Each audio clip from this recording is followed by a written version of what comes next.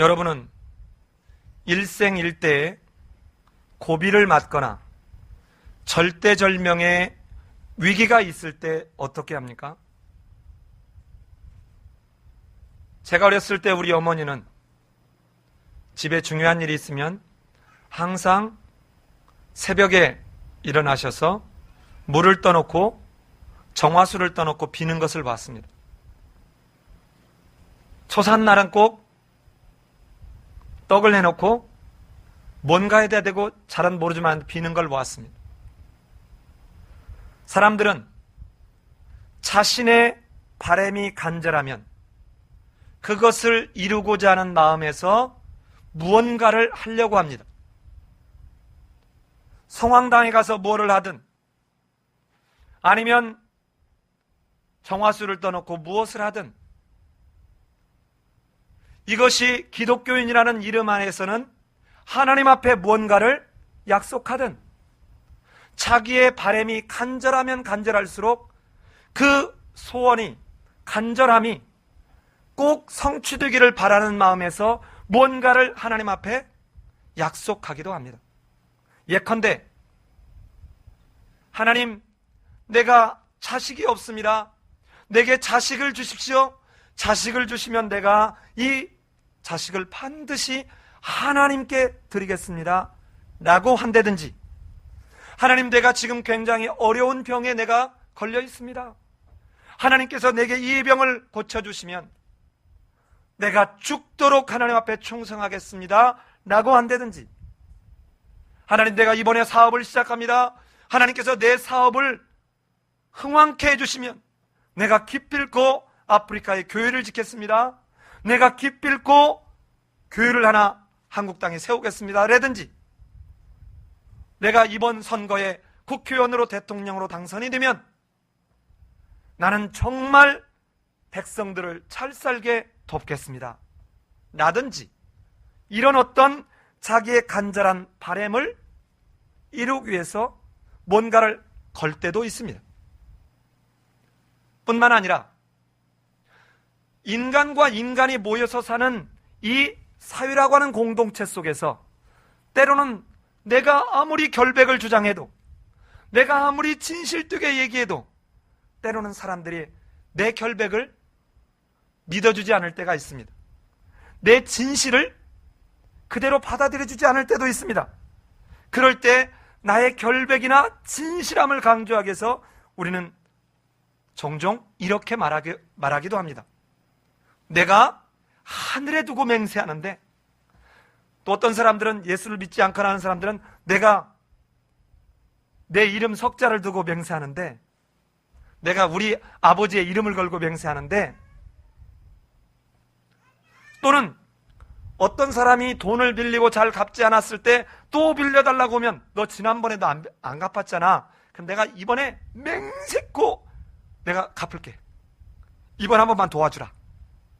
이렇게 하면서 무언가 자기의 그 진실함을, 진실성을 상대방이 받아들여주기를 기대하면서 무언가를 걸을 때가 있습니다. 바로 오늘 본문은 이런 것에 대해서 얘기하고 있습니다. 서원과 맹세에 대해서 이야기합니다. 얼마나 많은 경우에 우리가 서원과 맹세를 이렇게 남발하고 있는지, 잘못하고 있는지 오늘 이 본문을 통해서 우리가 다시 한번 상고하면서 이 땅에 사는 날 동안 서원과 맹세에 대한 실수를 하지 않기를 바랍니다. 자, 오늘 본문을 이해하기 위해서는 다시 한번 26장부터 이 30장까지 올 때까지를 간단히 한번 살펴보기를 원합니다. 여러분, 26장이 뭐였습니까? 이제는 광야 약 40년 생활 동안 9세대가 다 죽어나갔습니다. 그리고는 마침내 모압 평지 앞에서 약속한 그 땅에 들어가기 위해서, 하나님이 주시는 그 땅에 들어가기 위해서 다시 한번 새로운 공동체로서의 정체성을 확인하는 백성의 수를 세는 이야기가 26장이었습니다. 너희들이 누구냐?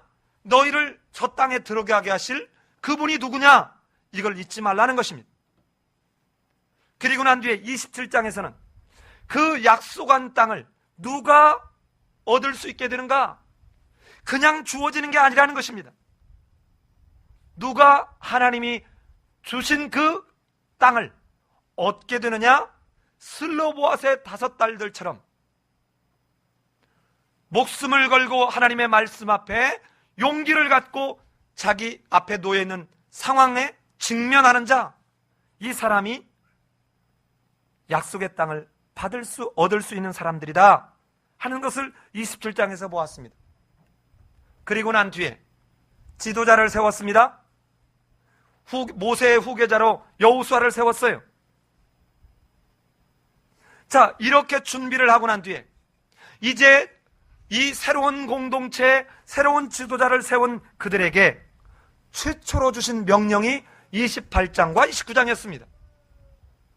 28장과 29장은 뭡니까? 너희가 그 약속한 땅을 얻게 됐을 때 너희는 잊지 말아라. 1년 365일 너희는 너희를 구속하신 하나님, 너희를 지키시고 보호하시며 너희를 인도하시며 복 주시는 하나님 여호와를 너희는 늘 잊지 말라. 그러면서 매일 드리는 제사부터 1년에 한 번밖에 없는 절기에 이르기까지를 얘기하면서 너희들이 그 약속의 땅에 들어가면 그 땅에서 너희들이 행복을 장구히 누릴 수 있는 비결은 이 하나님을 잊지 아니하고 그 하나님의 말씀 앞에 순종하면서 동행할 때만 너희들이 그 땅을 누릴 수 있다. 이 사실을 잊지 말라라고 부탁한 거예요. 그리고 난 뒤에 오늘 30장 본문이 있는 것입니다. 자, 그렇다면 여러분, 오늘 이 30장에 있는 서원과 맹세는 앞에 있는 28장과 29장과 분리된 것이 아니라 하나님 앞에 제사를 드린 사람이 삶 속에서, 공동체 안에서, 사람들과의 관계 속에서 어떻게 해야 되는지를 조금 더 구체적인, 실제적인 공동체적 삶 속에서의 실천의 이야기를 하고 있는 이야기입니다.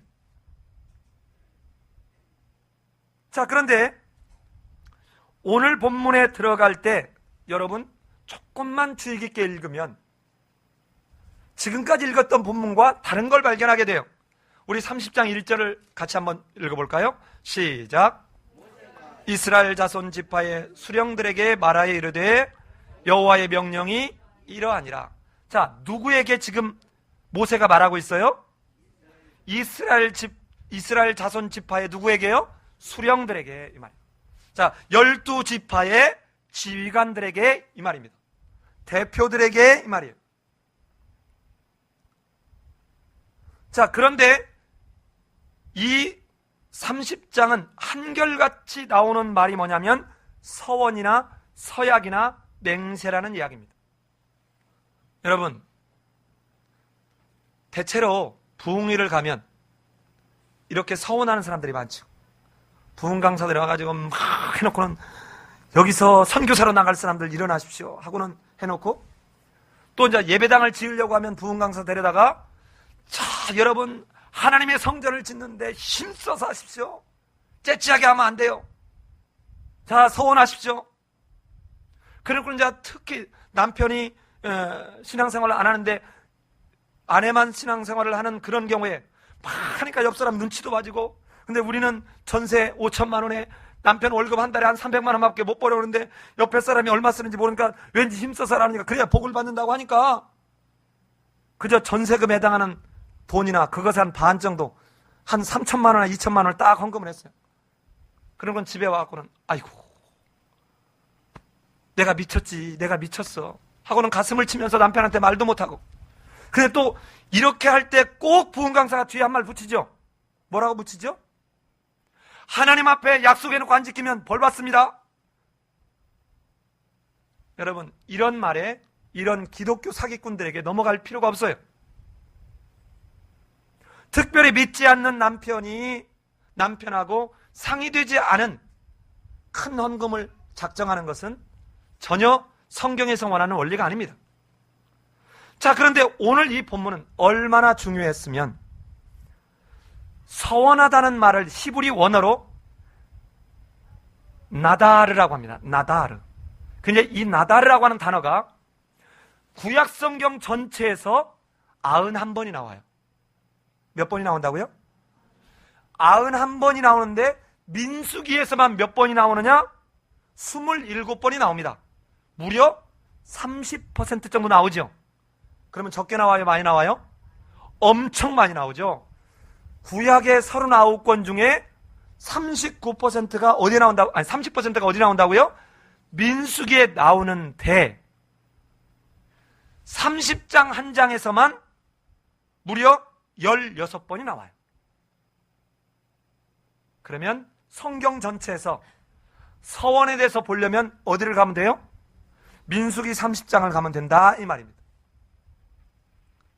자, 오늘 성경에 나오는데 크게 두 말을 우리는 기억했으면 좋겠습니다. 자, 한번 따라서 해볼까요? 서원. 또 하나는 맹세. 자, 이 두 가지는 약간 다릅니다. 자, 서원은 뭐냐? 하나님에 대해 두고 하는 거예요. 하나님의 은혜를 구하는 그 마음을 가지고 하나님에 대해 하는 거예요. 마치 뭐하고 똑같습니까? 한나가, 황한나 말고 그냥 한나가 사무엘상 1장에서 아들을 주면 내가 하나님께 드리겠다라고 하나님의 은혜를 구하면서 하는 약속 있죠? 이게 서원입니다. 이게 나다르예요. 자, 그런데 두 번째는 사람과 사람 속에서 주로 하는 이것을 뭐라 그러냐? 맹세라고 합니다. 이 맹세라는 말은 다른 말로 이사르라고 해요. 이사르. 히브리 말로.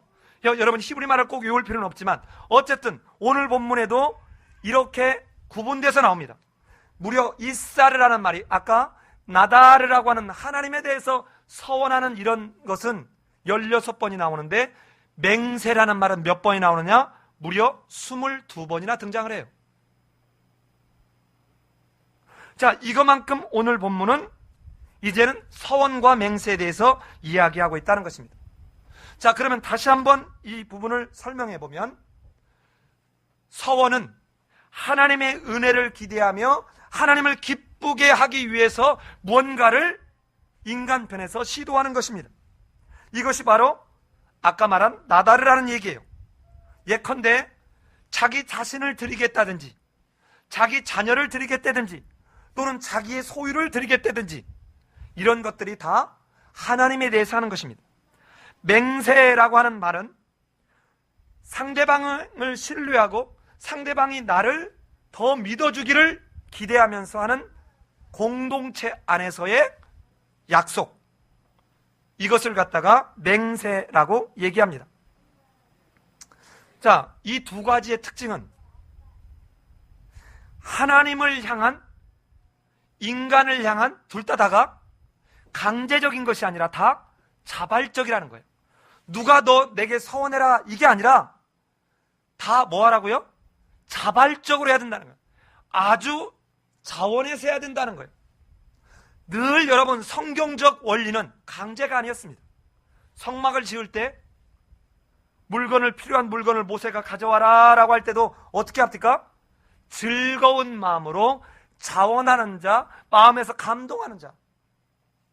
여러분 우리 교회도 마찬가지고 여러분이 이 다음에 어느 교회 가서 어떤 상황이 되든 헌금은 나의 신앙의 표현이지 내 신앙 고백이지 이건 물질의 문제가 아니에요. 여러분 어떤 경우에 이렇게 생각할 수 있잖아요. 나는 예를 들어서 한 달에 내 수입이 50만 원밖에 안 된다, 100만 원밖에 안 된다. 그러면 여러분 100만 원 되는 사람이 100만 원밖에 안 되는 사람이 이 100만 원을 가지고 한 달을 산다고 생각해 보세요. 얼마나 힘들겠습니까? 50만 원을 갖고 한 달을 사는 사람이 있다고 생각해 보세요. 얼마나 힘들겠습니까? 그러니까 나는 지금 당장 기초 생활하는 것조차도 유지가 안 되는데 어떻게 나보고 헌금을 하라고 그래? 어떻게 11조를 드리라고 그래? 이걸 물질의 개념으로 보면 이렇게 생각할 수 있습니다. 그러나 10의 1조는 성경에서 뭐라고 합니까? 누구 것이래요? 하나님 내 것이래요. 그러니까 이거는 돈이 아니고, 돈의 문제가 아니고 10의 1조는 이 전체가 하나님의 은총으로 말미암아 내게 주어진 것이라는 나의 뭐예요? 신앙 고백입니다. 100만 원에서 10만 원은 엄청 큰 돈입니다. 50만 원에서 5만 원은 엄청 큰 돈이에요. 그런데 하나님의 은총을 생각해 보면, 내가 하나님으로 말미암아 산자가 되었다는 걸 생각해 보면, 여러분, 나는 50만 원에서 5만 원 정도의 이 물질의 가치가 아니고 100만 원에서 10만 원 정도의 가치가 아니고 이 모든 나의 삶, 내 생명, 나의 삶, 내 물질, 내 시간, 모든 것이 하나님으로 말미암았다라고 하는 이 신앙 고백이 10의 1조라 이 말이에요. 그래서 여러분 기억나십니까? 레위기 27장에서 너희가 서원할 때 11조를 두고 서원하지 말아라. 왜냐하면 11조는 누구 거다? 내 건데, 내 것을 가지고 네가 서원하거나 맹세하는 것은 너는 사기치는 거야, 도둑질하는 거야 라고 얘기하고 있습니다. 그런데 많은 경우에 우리는 마치, 여러분 잘 보세요. 어떤 사람이 막 부흥회 때 막 기도를 하는데, 하나님 아버지, 내가 한 달에 11조를 1,000만 원 하게 해주세요. 여러분, 그 목사님이 막 그 사람의 기도를 옆에서 이렇게 지나가다 듣고 난 뒤에, 주여 저 집사님에게 1,000만 원 11조 하게 해주시옵소서. 여러분, 둘 다 정말 기독교 미신인 건 똑같습니다. 잘 들어봐요. 1,000만 원을 11조 한다는 말은 1,000만 원의 방점이 있어요? 뒤에 9천만 원의 방점이 있어요? 뒤에 9천만 원의 방점이 있어요. 저도 막 그렇게만 해줄 수 있다면, 하나님 나 한 달에 10억 11조 하게 해주세요. 그럼 내 돈이 얼마? 90억. 이야, 이거 대단한 거잖아요. 여러분, 이런 기독교 미신 가운데 우리는 빠져서는 안 됩니다. 내가 10만 원을 벌었을지라도 이 10만 원이라는 물질이 아니라 내가 지금 살아있는 것, 내가 숨쉬는 것, 내가 먹고 있는 것, 내가 모든 것이 하나님으로 말미암았음을 감사하면서 하는 이 모든 게 고백해야 됩니다. 자, 그러기에 이런 하나님이 내 것이라고 말씀한 것 외에는 거의 모든 게 다 스스로 하나님이 주신, 하나님의 성품을 따라 주신 자원하는 마음을 가지고 하는 것이에요. 그래서 여러분, 예를 들어서 자, 교회에서 건축을 한다? 건축원금 할 때 얼마를 하십시오? 예, 저기 3억 나왔습니다. 전부 사기예요. 그거 아닙니다. 아직 나오지도 않았고. 부흥 강사들 그렇게 하는 사람이 있어요. 자, 여러분 다 눈을 감으세요. 지금부터 하나님 앞에 우리 작정하겠습니다. 자, 눈 감고 손 들어보세요. 자, 1억 하실 분? 아무도 손 안 들었습니다. 예, 1억 나왔습니다. 또 없습니까? 그러니까 예, 3억 나왔습니다. 3억. 전부 없어요. 여러분, 이렇게 하나님의 예배당이 지어져서는 안 돼요. 우리 이 예배당을 확장하러 올 때, 여러분, 만약에 일을 쉽게 하려고 했으면 제가 교수 신분을 가지고 대출 딱 받아서 1억 딱 받아서 공사 쫙 하고 헌금 들어오는 대로 갚아나가면 돼요. 얼마나 쉽습니까? 그런데 예배당은, 하나님의 일은 이렇게 진행되면 안 됩니다. 성도들에게 맡겨놓고 일이 진척이 안 되면 목회자는 답답하죠. 속이 터지죠. 그 중에는 또 목회자 있을 때는 아무 말 안 하다가 목회자가 없으면 꼭 딴지 거는 사람이 있죠. 반드시 있게 돼요. 여러분 보세요. 답답하고 속 터지지만 예배당은, 하나님의 일은 모두가 기도하면서 벽돌 한 장을 모으는 그 마음으로, 자원하는 마음으로 했을 때 이게 모든 성도의 교회요, 그리스도가 머리인 교회가 되지, 목회자가 딱 대출받아 하고, 자, 그 다음에 헌금 들어오면 당신들 말하지 마 하고는 자기 마음대로 쓰고. 여러분, 이건 교회가 아니에요. 비즈니스지. 종교 비즈니스. 그런데 오늘 이 본문에서 바로 이런 서원이나 맹세, 예배당을 짓거나 또는 뭐 내가 직장을 구하려고 하거나 내가 결혼을 하려고 하거나 내가 진학을 하려고 하거나 이럴 때 모든 것이 자원한 마음에 사라는 거예요. 무슨 1,000번제를 드리면 뭐가 어떨 것이다. 그래서 고등학교 그 자녀가 딱 입학을 하면 엄마나 아빠는 또 목사님의 설교, 그것도 우리 아들, 이제 우리 딸, 이 대학을 가야 되는데 서울대를 가게 해주십시오 하고는 고등학교 1학년 때 기도하기 시작했는데 딱 나간 날 첫날 목사님이 새벽 기도회에 1,000번제를 드려서 정성을 다하십시오. 그러니까 이제 매일 이제 10,000원씩 헌금하는 것만.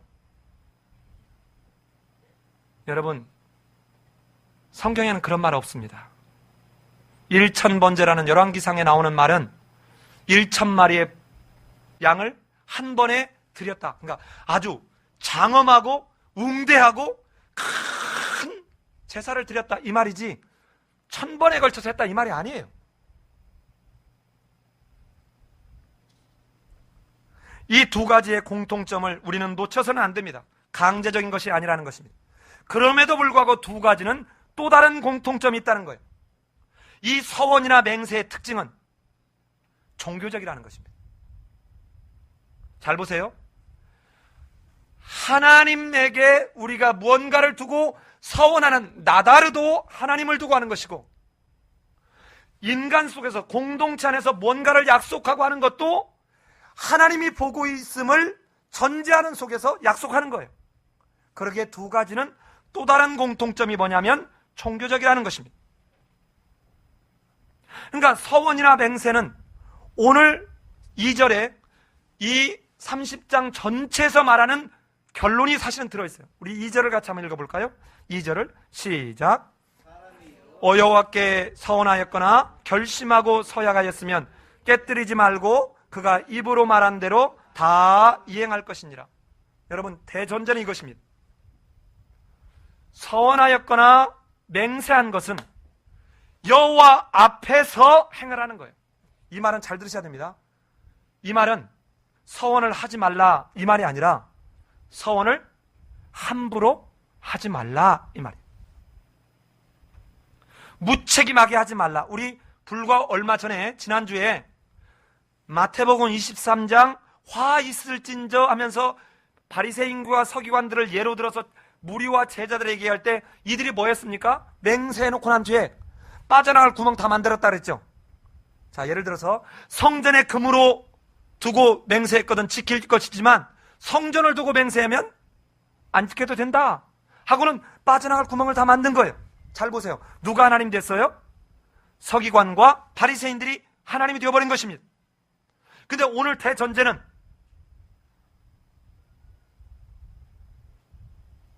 너희가 서원을 했거나 맹세를 했으면 여호와 앞에서 다 이행할 것이니라 라고 본문에서 못 받고 있습니다. 왜 이처럼 하나님은 서원과 맹세에 대해서 엄중하게 말씀하시냐? 아까 말씀드린 대로 여기에 하나님이 개입되고 있다는 것이에요.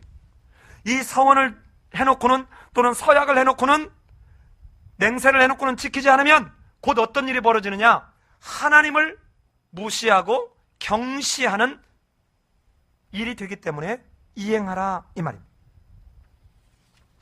자, 오늘 본문은 이처럼 결론에서 얘기해놓고 난 뒤에 정말 죄송하지만 오늘 본문은 여자들과 관련된 이야기가 많습니다. 자, 어느 성경 버전을 제가 찾아보니까 2절에 사람이 여호와께 서원하였거나 그랬죠.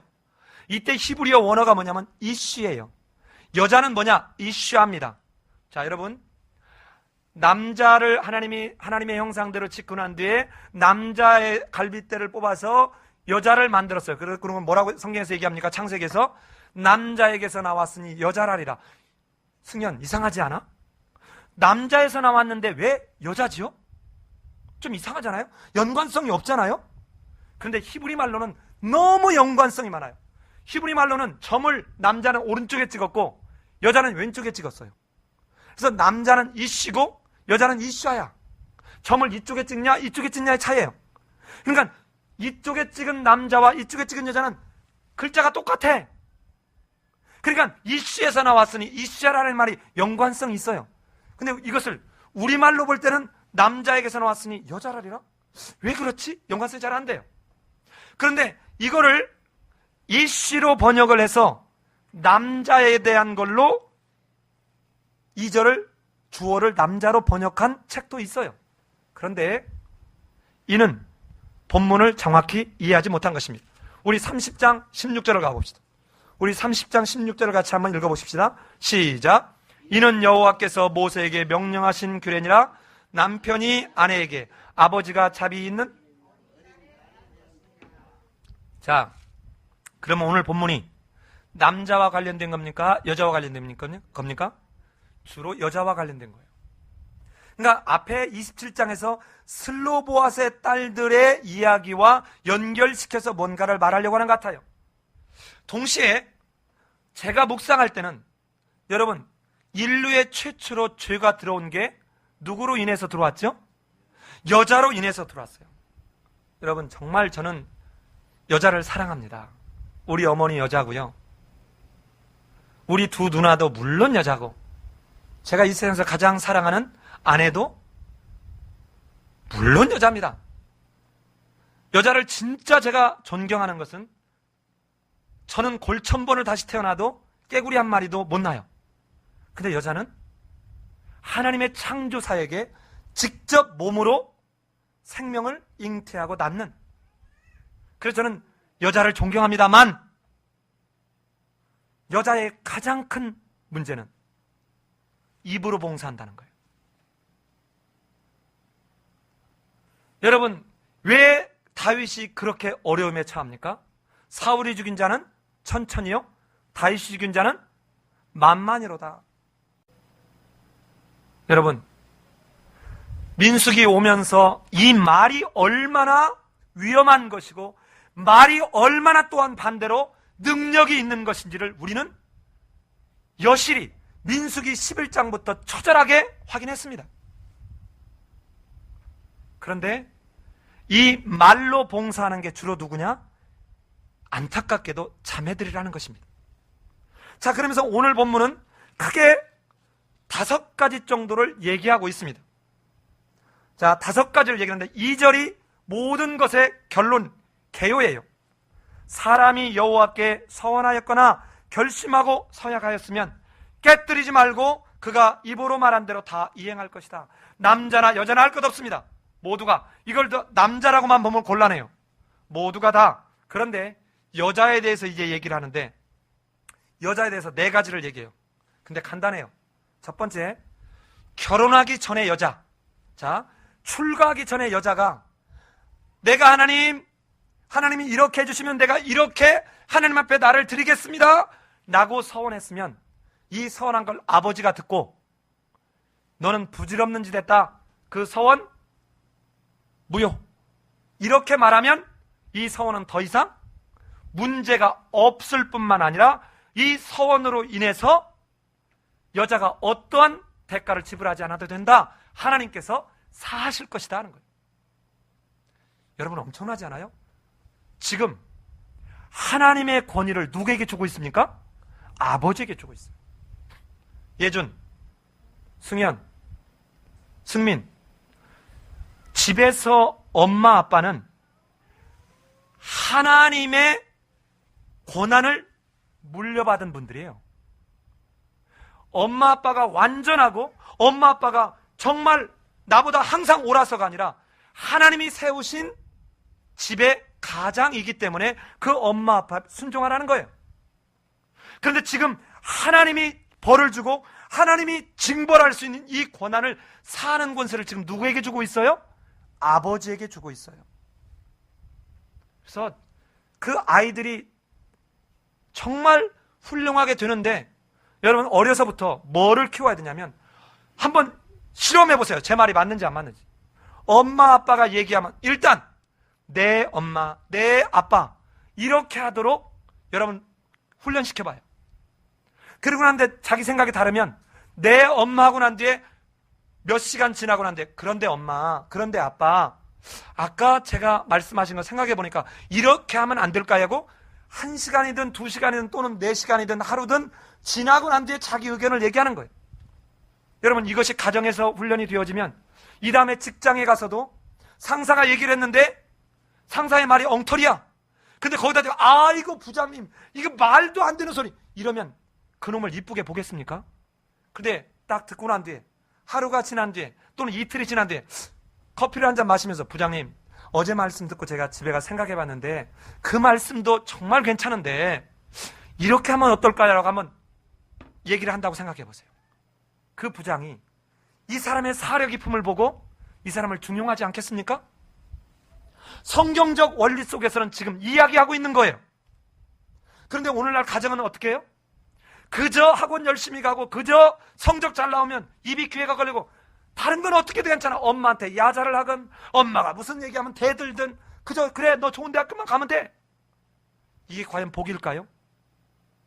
오늘 성경에서 아버지에게 주는 권세는 하나님의 죄를 사하는 권세를 주고 있다는 것이에요. 결혼을 안 한 여자의 딸의 생사 여탈권을 지금 누구에게 주는 것입니까? 아버지에게 주는 거예요. 승현, 며칠 만에 아빠 보러 가지? 그치? 이제 오늘 말씀 잊으면 안 돼요. 그치? 두 번째 경우는 6절로 8절에서 처녀 때, 잘 보세요. 처녀 때 내가 이런 서원을 했어.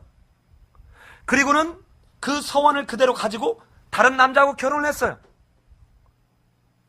이 서원을 해놓고 난 뒤에 다른 남자하고 결혼을 한 여자가 자기 남편에게 실은 내가 처녀 때 이런 서원을 했는데요 라고 말을 했을 때 이 이야기를 들은 남편이 그것은 무효입니다 라고 얘기하면 역시 이 서원은 행하지 않아도 되게 됐다 이 말이에요.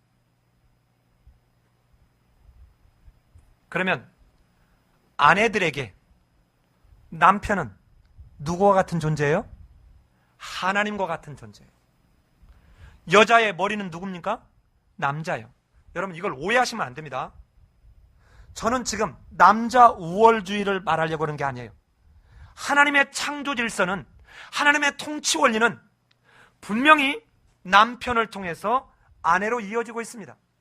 이 말은 남자가 여자를 지배하라는 말이 아니라 하나님의 통치하는 방식이 남편을 통해서 그 가정을 이끌어가고 있다는 거예요.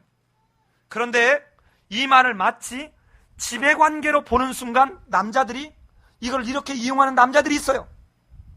그런데 여러분 잘 보세요. 여자를 지을 때 남자의 발가락 중에 하나를 뽑아가지고 여자를 만든 것이 아니고 남자의 머리털을 하나 뽑아가지고 만든 것이 아니고 뭐를 가지고 만들었어요? 갈빗대를 취해서 만들었어요. 자, 갈빗대 몸의 어디입니까? 가운데예요. 옆으로 횡으로 만나는 것이죠. 저 발바닥에 해당하는 것도 아니고 머리 꼭대기에 해당하는 것도 아니에요. 우리 몸의 중심 가운데에 있는 동등한 입장에서 하나님 만들고 있어요. 그러면서 뭐라고 합니까? 돕는 배필이다. 그런데 이 말을 에베소 6장에서 사도 바울은 뭐라고 얘기합니까? 아내들아 남편에게 순종하기를 누구께 하듯 하라? 주께 하듯 하라 이 말이에요. 주님께 순종하듯 하라 이 말이에요. 그러면서 동시에 남편들에게 뭐랍니까? 남편들아 아내 사랑하기를 그리스도께서 교회를 사랑한 것 같이 하라. 그리스도께서 교회를 사랑하기 위해서 어떻게 했어요? 십자가에서 죽어주셨어요. 그러면서 남자들에게 뭐라고 합니까? 아내를 사랑하는 것은 곧 누구를 사랑하는 거래요?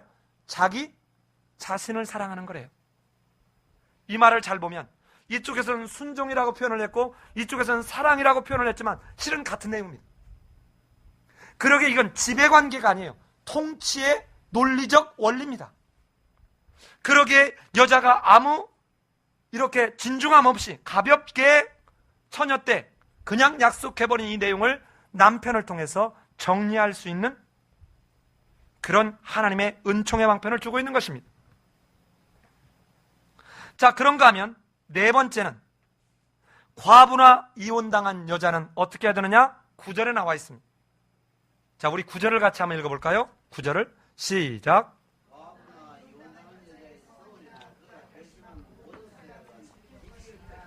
여러분 잘 보세요.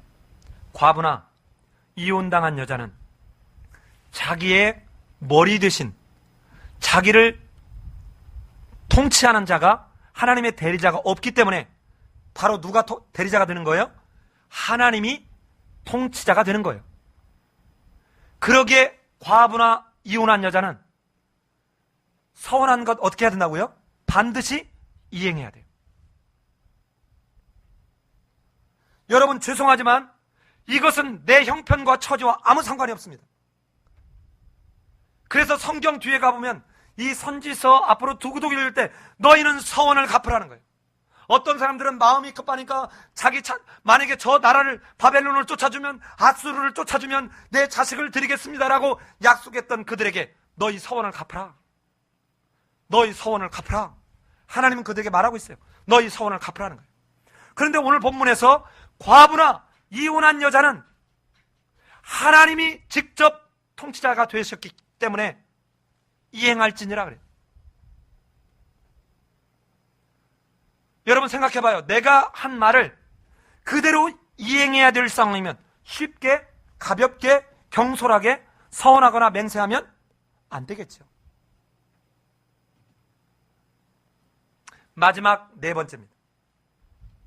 마지막 네 번째는 10절로부터 15절인데 한번 우리 10절 한 절만 읽어볼까요? 시작.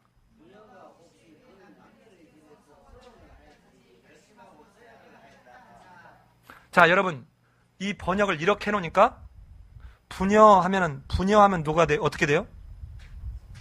아버지와 딸이거나 지어미 부자를 쓰면 부녀자 이렇게 될 거잖아요. 이 말은 유부녀입니다. 유부녀를 의미해요. 그러니까 결혼한 여자가 결혼해서 남편과 함께 사는 중에 서원을 했거든, 이 말입니다. 무슨 말인지 아시겠죠? 자, 결혼해서 살던 여자가 어느 날 서약을 했으면, 서원을 했으면 이 서원을 남편에게 얘기했더니 남편이 듣고 당신 경솔하게 행했수? 그래서 그거는 나는 동의할 수 없소 라고 하면 이 서약은 무효다. 그래서 남편이 듣고 아무 말도 안 했어요. 한동안 지났습니다. 그 지난 뒤에 다시 이걸 무효하면 이 죄가 누구에게로 돌아간다고요? 남편에게로 돌아간다는 거예요. 자, 우리 15절 다시 한번 읽어봅시다. 15절 읽습니다. 시작.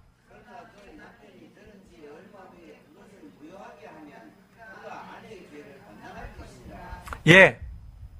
자, 여러분, 서원하거나 맹세한 것은 대전제는 반드시 지켜야 됩니다. 그러기에 오늘 본문은 이로 인해서 어떤 일이 벌어지겠습니까? 여러분, 이런 일이 충분히 벌어지지 않겠어요? 자, 우리 아들 그 족장의 밑에 좀 높은 자리에 하게 해주십시오. 그러면 우리 절반 주겠습니다. 재산의 절반 주겠습니다. 이런 이야기를 족장들에게 약속할 수 있다는 거예요. 또 뭔가를 할 때 또 뭔가를 걸을 수 있어요. 여러분, 여기서 양 5마리를 걸겠습니다 했더니 저쪽에서는 저기 또리네가 양 5마리 걸었대. 그러니까 이쪽은 소 5마리 거는 거예요. 이렇게 하면 공동체가 어떻게 될까요? 엉망이 될 것입니다. 그래서 족장들에게 지금 말하는 거예요. 공동체적 삶 속에서 그들이 함부로 맹세하지 않도록 정말 신중하도록. 그런데 대개 이 시절에도 역시 한국처럼 치맛바람이 셌던 것 같아요. 제가 96년도에 미국을 가봤더니 한국 사람이 많이 사는 그 대도시의 초등학교, 중학교는 역시 신나게 치맛바람들을 날려요. 아주 그 폐해가 굉장히 심해요. 그러니까 한국의 못된 것들 수출 기가 막히게 하고 있는 거예요. 여러분, 우리 남북한이 통일되면 내가 볼 때 저 북한 땅이 얼마나 복부인들에서 놀아날지, 또 거기에 저 금강산 자락에 또 전원주택을 짓는다라고 또 날래바가지를 필 여자들이 얼마나 많아질지. 미국 땅을 오염시켰어요. 그래서 이제는 미국 사람들은 20불이 넘으면 고가로 생각해요, 선물을. 근데 여러분, 20불 해봐야 얼마입니까? 2만 원이잖아요? 2만 원짜리 선물만 줘도 그들은 고가로 생각하는데, 한국의 부모들이 가가지고 내 자식 여러분 갖고 갈 때 진짜 고마워서 갖고 가는 사람이 몇이나 될까? 가지고 갈 때는 뭐예요? 우리 애 잘 좀 봐달라, 특별히 봐달라, 무언가를 기대하는 거예요. 그렇게 갖다 준 사람 쳐놓고 돌아와가지고 내가 오늘 너 선생님한테 가서 선물하고 왔다. 이제 잘해줄 거야. 요렇게 해놓으니 그 자식이 망가지죠. 그러니까 자식을 위한다고 하지만 실상은 자식을 망치는 거예요. 여러분, 우리 삶예배인교회 성도들은 우리 아이가 학년이 끝나고 난 뒤에, 학년이 끝나고 겨울방학에 그 선생님 찾아가세요. 아니, 중학교를 졸업하고 고등학교 올라갔는데, 학교가 옮겨갔는데 이 전 학교 선생님 찾아가세요. 초등학교 선생님 찾아가세요. 우리도 가끔 그런 일이 있습니다. 중학교 졸업하고 고등학교로 갔는데, 이전에 춘천동에 살을 때 갓김치를 담다가 선생님 생각이 났다고 졸업한 자기 딸 손에 들려가지고 요만한 통에다가 김치 담아서 보내는 엄마가 있어요.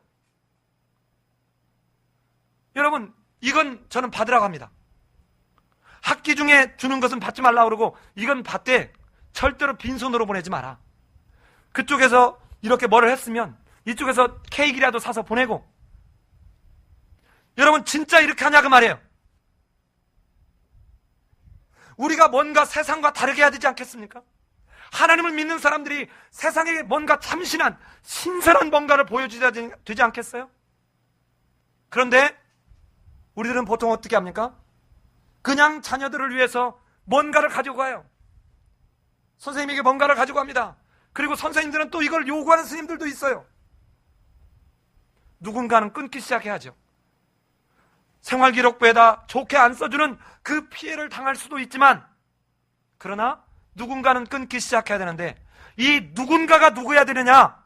예수 그리스도를 믿는 사람들이어야 돼요.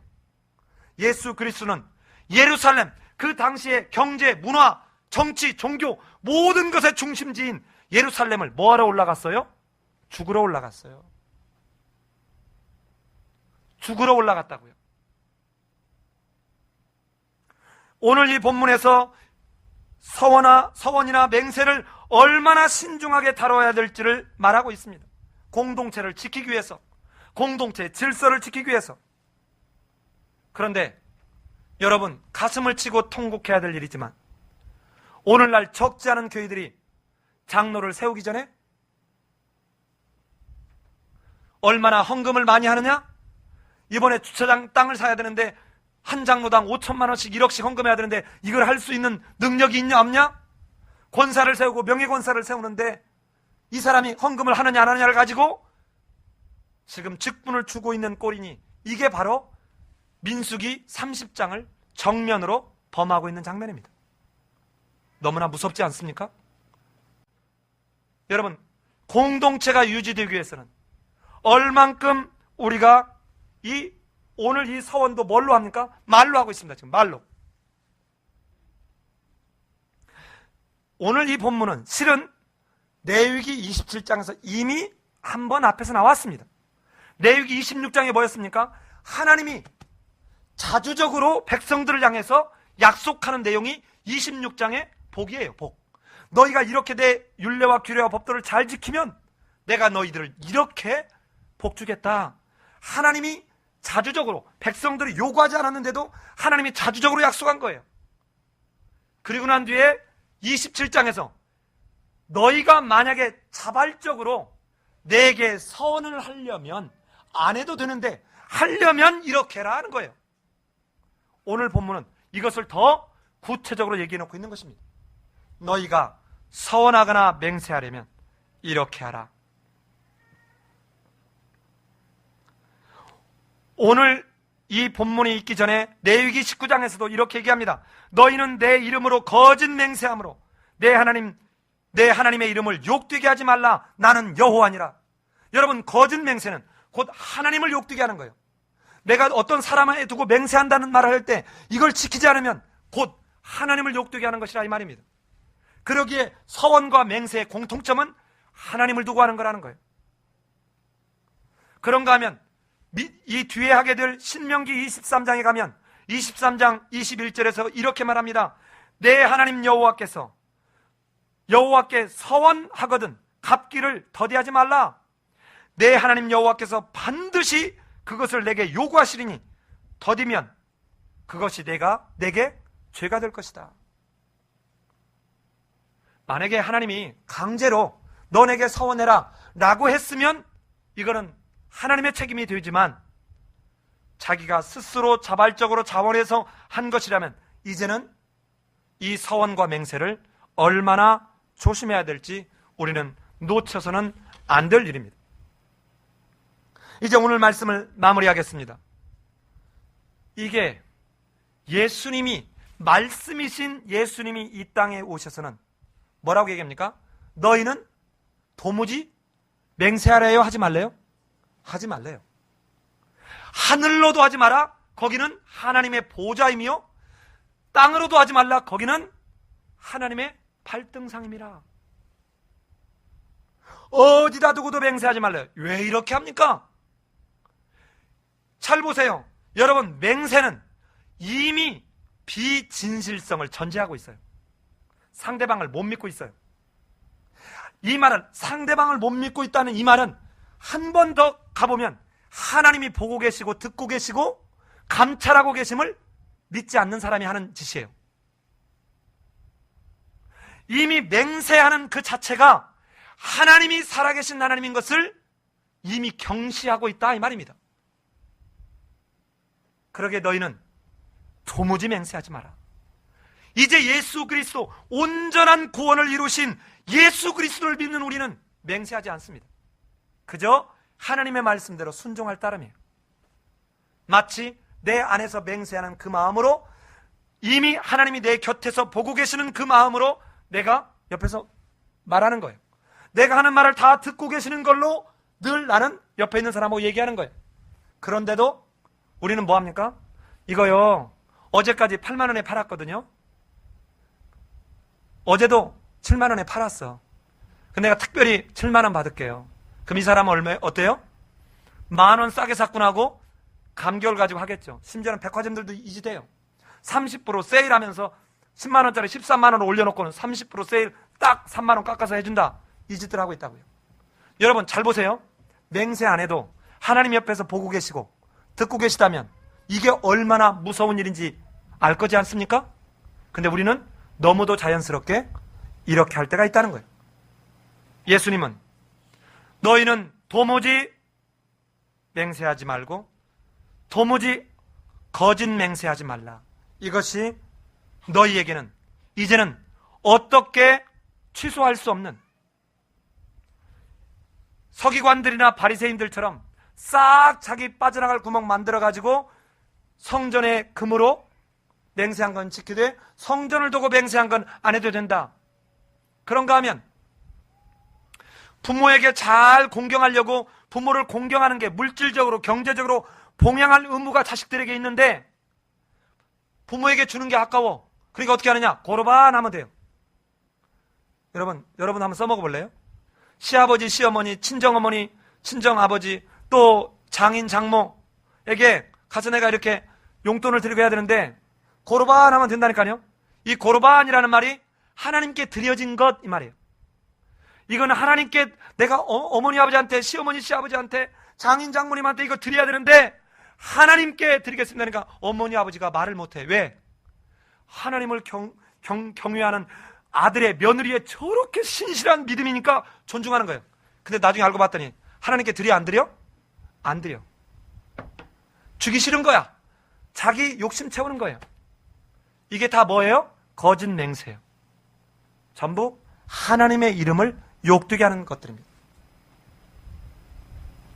여러분, 입으로 누구에게 서원하고 입으로 누구에게 맹세하는 말을, 표현을 안 했다 그래서 나는 서원 안 했어, 나는 맹세 안 했어가 아니라 우리는 지금 모든 것을 듣고 보고 계시는 살아계신 하나님으로 지금 믿고 있느냐 하는 거예요.